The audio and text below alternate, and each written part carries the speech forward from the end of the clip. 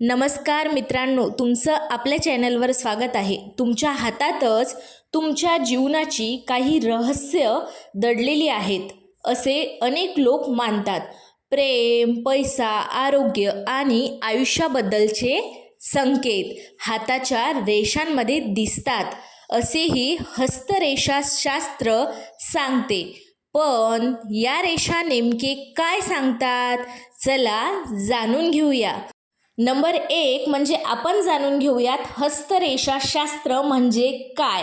हजारो वर्षापासून भारत, चीन आणि ग्रीसमध्ये प्रचलित हाताच्या रेषा किंवा बोटांची रचना आणि पर्वतांचा अभ्यास व्यक्तिमत्व आणि जीवनातील प्रकृती समजून घेण्याचा प्रयत्न. वैज्ञानिकदृष्ट्या सिद्ध नसले तरीही अनेक लोक यावर विश्वास ठेवतात. नंबर 2 आता आपण जाणून घेऊयात कोणता हात पाहावा. पारंपरिक मान्यतेनुसार उजवा हात वर्तमान आणि भविष्यातील प्रकृती दर्शवण्यासाठी पाहावा आणि डावा हात जन्मजात गुण आणि भूतकाळ असे दर्शवण्यासाठी पाहावा. काही हस्तरेषा तज्ज्ञ सक्रिय हात महत्त्वाचा, निष्क्रिय हात जन्मजात स्वभाव आणि दर्शवतो असे मानतात. नंबर 3 जीवनरेषा कुठे असते? अंगठ्याच्या भोवती वळण घेणारी मोठी रेषा म्हणजेच जीवनरेषा अशी मान्यता आहे. आता जीवनरेषा काय दर्शवते? खोल आणि स्पष्ट, मजबूत ऊर्जा, आत्मविश्वास असं दर्शवते.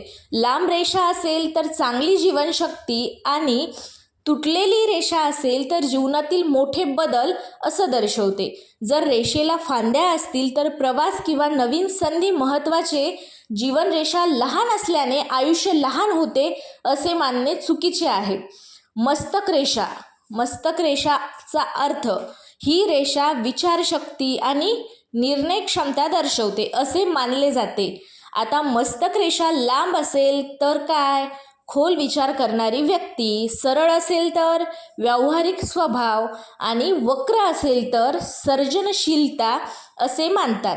आता तीच रेषा जर तुटलेली असेल तर आयुष्यातील मानसिक बदल असे मानतात. नंबर 5 हस्तरेषा काय दर्शवते? भावना, प्रेम, नातेसंबंध.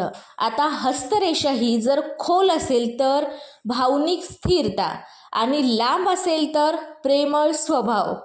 अनेक शाखा म्हणजे खूप फांद्या फुटलेल्या असतील तर भावनिक अनुभव आणि जर रेषा मध्येच तुटलेली असेल तर नात्यातील चढउतार. नंबर 6 भाग्यरेषा सर्वांच्या हातात नसते. मान्यता स्पष्ट रेषा दिसत असेल तर करिअरमध्ये दिशा. जर रेषेला अनेक फाटे फुटलेले असतील तर व्यवसाय किंवा करिअरमध्ये बदल. भाग्यरेषा जर हातावर नसेल तर स्वतःचा मार्ग तयार करणारी व्यक्ती. आणि नंबर 7 म्हणजे सूर्यरेषा प्रसिद्धी, सन्मान आणि ओळख दर्शवते. आता स्पष्ट सूर्यरेषा असल्यास व्यक्तीला नाव आणि प्रतिष्ठा मिळू शकते असे मानले जाते. आता नंबर 8 म्हणजे विवाहरेषा करंगळीच्या खालील छोटी रेषा. अशी मान्यता आहे नातेसंबंध, भावनिक जुळवाजुळव, विवाहांची संख्या अचूक सांगतात असा दावा विश्वासार्ह मानले जात आहे. आता नंबर 9 हातातील पर्वत. नंबर 1 म्हणजे गुरुपर्वत काय दर्शवते तर नेतृत्व क्षमता. शनी पर्वत काय दर्शवते? जबाबदारी. आणि सूर्यपर्वत काय दर्शवते तर सर्जनशीलता. आता बुध पर्वत काय दर्शवते तर संवाद, कौशल्य. शुक्र पर्वत काय दर्शवते? प्रेम, आकर्षण.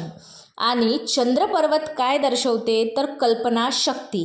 नंबर 10 म्हणजे काही लोकप्रिय चिन्ह म्हणजे तारा, विशेष संधी. आता तारा असेल तर विशेष संधी, त्रिकोण असेल तर बुद्धिमत्ता, चौकोन असेल तर संरक्षण, क्रॉस असेल तर जीवनातील आव्हाने. नंबर 11 हस्तरेषाबद्दलचे गैरसमज.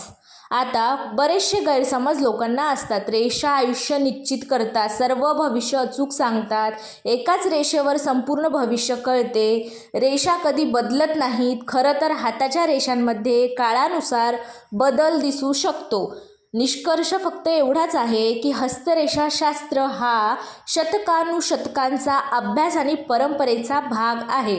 अनेक लोक त्यातून मार्गदर्शन घेतात पण जीवनाचे यश आणि अपयश आणि भविष्य हे केवळ हाताच्या रेषांवर अवलंबून नसते. मेहनत, निर्णय आणि ज्ञान आणि संधी याचाही तितकाच मोठा वाटा असतो.